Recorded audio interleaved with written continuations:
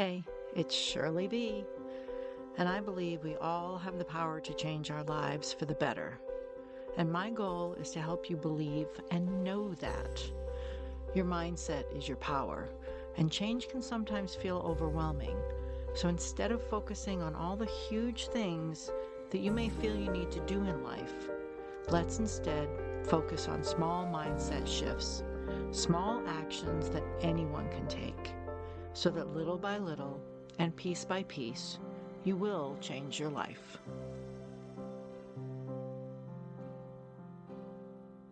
Thank you for joining me today, and welcome to episode 10 of this podcast. This podcast is special for a couple of reasons. First, over 80% of podcasts fail and don't even make it to 10 episodes. So it's important for me to acknowledge and to especially thank my listeners for motivating me to keep going. In just 10 episodes, I've been heard in 11 countries all over the world and 70 different cities here in the US, and that's just so cool to me. And here and there, I get feedback about something that someone got from the podcast, and that's great that I can have a voice that may help. And really, that's all I'm shooting for, to just have a positive impact in some small way in what can sometimes feel like a very negative world. But this podcast is also an important one, as it's the first one of 2025. And I really want this one to help you take those small steps that you need to move forward, to make those decisions you need to make for yourself, to begin to prioritize yourself and realize that it's been you all along, only you that has the power to change your life, to incrementally move the direction of your life to where you ultimately want to go. And even if you don't know where your end goal is, that's okay. Just look at the small steps you want to make, and throughout it, you will find yourself making course corrections to help you identify your end goal. So, one of the things we should be thinking about is not so much about our resolutions, but how do we want to show up in 2025? How do we want to feel? How do we want to live? And I say we because I too need to make changes to continue to grow and move forward. We all do. There's a quote from Gandhi where he said, "Live like you will die tomorrow, but learn like you will live forever." We all need to continue to grow in all ways, emotional, spiritual, in knowledge, and most importantly, to continue to grow to gain a more full knowing of ourselves. The more we know and understand ourselves, the more clear our path becomes, and the stronger we become in ensuring that our lives are not dictated by external forces or by those around us, but instead it's dictated from within us. That our lives and our worth are not determined what type of job we have, what others think of us, what we have in size of our house, our bank accounts, how many cars we have, or how many followers on Instagram we have. Because if our happiness and value comes from any external source, as soon as that source is gone, so goes that false sense of happiness and value tied to it. One of the root goals of this podcast is to help you focus on that knowing inside you and focus on gaining your base happiness from yourself first and foremost. And then let others and things external to you simply add to that happiness, so that if and when things change, as they inevitably do, your base happiness is still within you. So, with this being the first podcast of the year, the obvious thing to talk about today would be resolutions. Half of all Americans make New Year's resolutions, but only 25% of them stay committed. So, why do the majority of us not stay committed? I mean, think about some of the resolutions that you've made in the past. Think about what they were and why do you think you didn't keep them? And notice I didn't say that you failed to keep them or that you failed in your resolutions. Even not keeping commitments can help us learn. So, in my mind, it's never a failure. And by the way, most of them fall to the wayside within the first 3 months.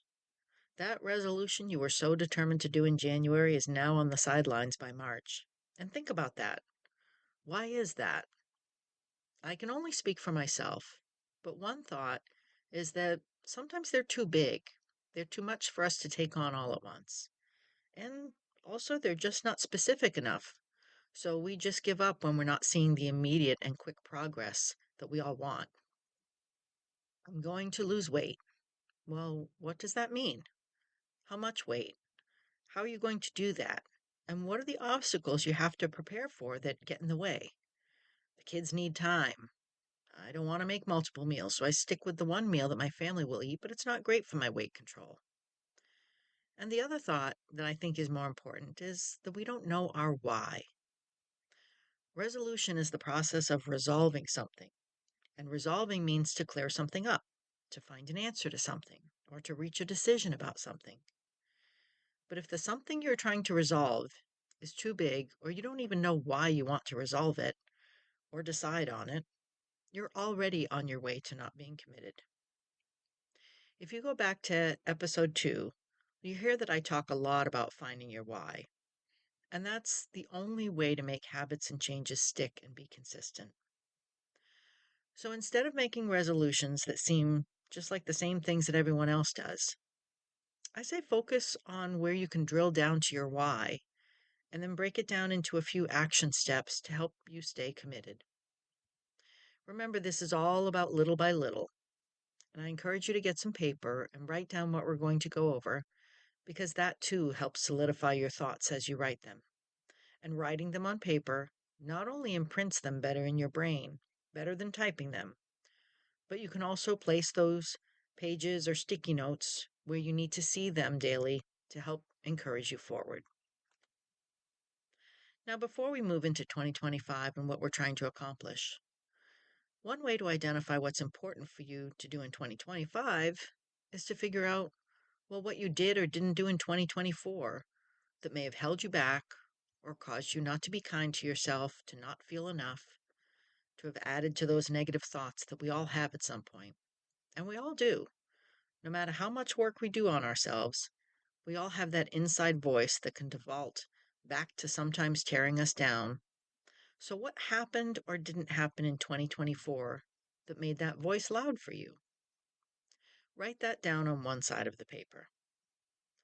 And now let's also think about what you did or didn't do in 2024 that helped propel you forward, that recharged you, that gave you that feeling of accomplishment and that centering you get where you know you were on the right track. Write that down as well on the other side of the paper. My guess is that the left side of what was negative or didn't go well is probably going to be much longer than the side with the positive items.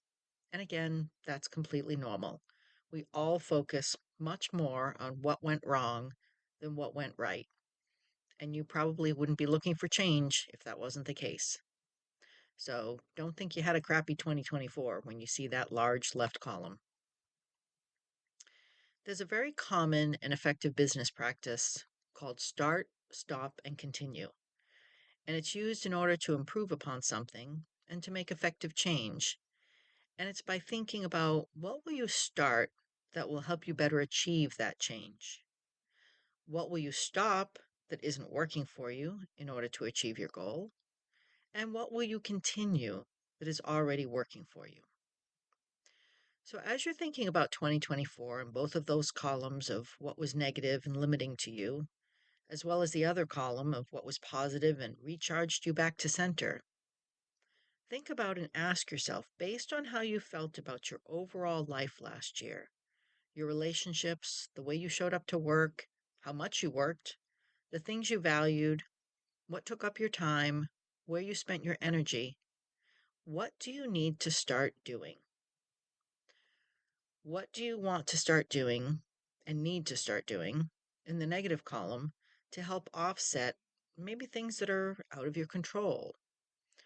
Or what do you start doing to offset what you consider to be limiting areas of your life?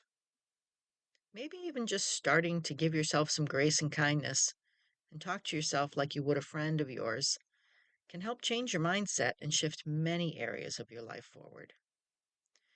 Maybe you want to start getting better sleep, and that can domino to other areas in your life. What will you stop doing? What is it that you can control, that you can stop within yourself?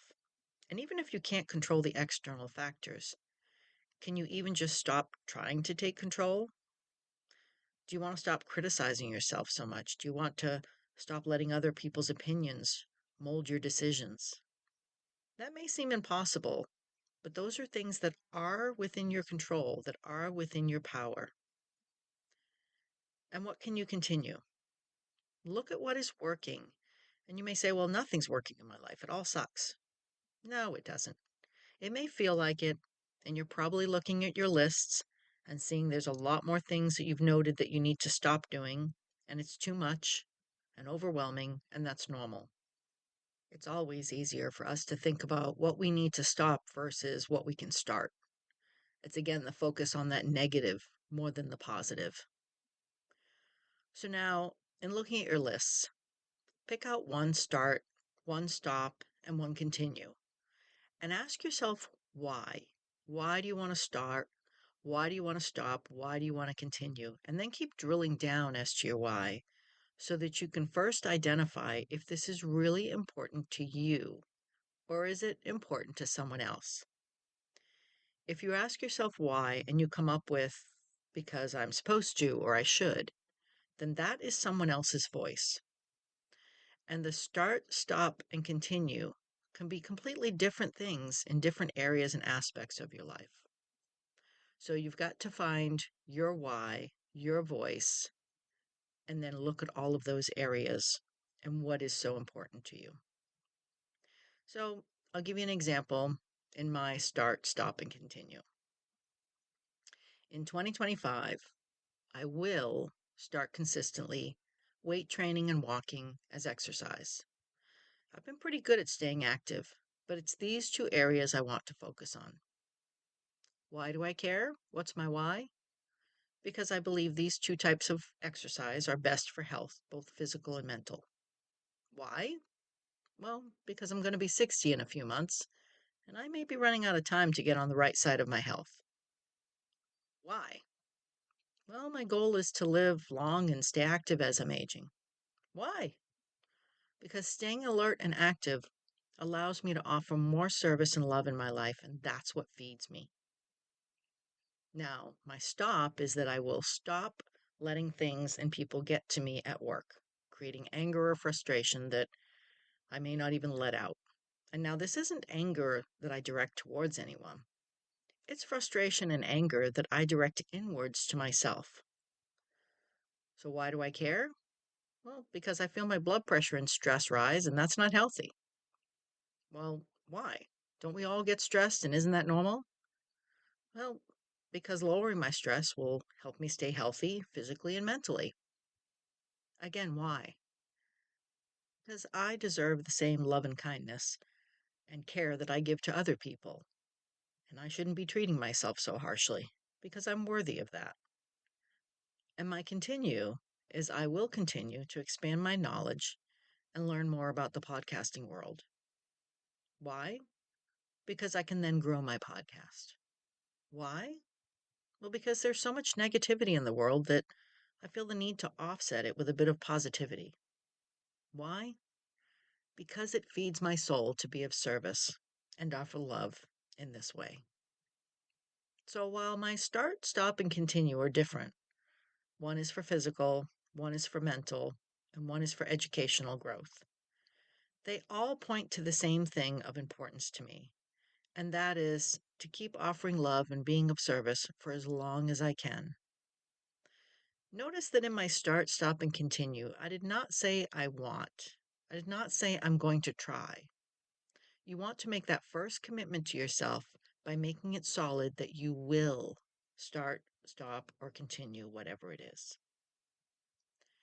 If you don't get to a why that is important for you in your life, then look at some other start, stop, and continue to ensure you have a solid why in them. And the more that they each relate to the same why, it again increases your commitment. And once you have your why and your start, stop, and continue, identify a few action items for each. So for my start of exercising, I'm saying I will work out 3 out of 7 days. So I will put out 3 sets of workout clothes. I'll notate which day on my calendar on the side of the fridge. And yes, I have an old-fashioned paper calendar so I can once again write it, see it, and keep my goal in focus. For my stop letting things get to me, I will leave my desk and walk about a bit. Maybe I'll do 5 rounds of box breathing. That's where you breathe in for 5 seconds, hold for 5, breathe out for 5, and hold for 5. And visualize something calming like ocean waves. And for my continue, I will search for more YouTube videos to watch. I'll join an online or virtual community group to learn from others. And of course, it's okay that I may fall off course, which we all inevitably may do. But I will accept that I'm human, that I'm not supposed to be perfect, and that it's okay, and I will simply step back on track. I will not look at that as failure, but as a way to learn and readjust, because that is what life is all about. It's not about being perfect, but learning and growing in the pain of falling down and in the discomfort of forcing yourself back up. So for 2025, find your whys and make small changes. And when those are solid, maybe in April or May, find more whys and make more changes. You don't have to wait for a whole other year. And if you're not solid on those first few by April, May, or November, just keep going. Keep moving forward and learning. And remember, there is no comparison that is necessary to anyone else, but to your own progress. And there's no timetable other than your own. Focus on what you can control within you, and you can control everything within you. That's all, in fact, that you can control, and let go of the rest. Treat yourself like you would a friend, and give yourself more love and kindness as you move through 2025. And please remember to share this podcast with someone that you know needs to hear it or can benefit from it. And please feel free to comment on your start, stop, and continue. I'd love to hear them.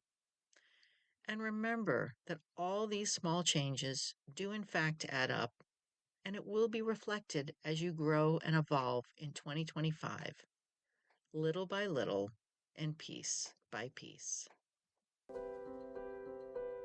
This podcast is based on my own life experiences.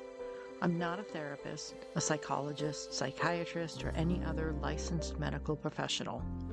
Please share this podcast with anyone you think needs to hear this so that we all move forward, little by little and piece by piece. And thank you, Purple Planet, for sharing your music.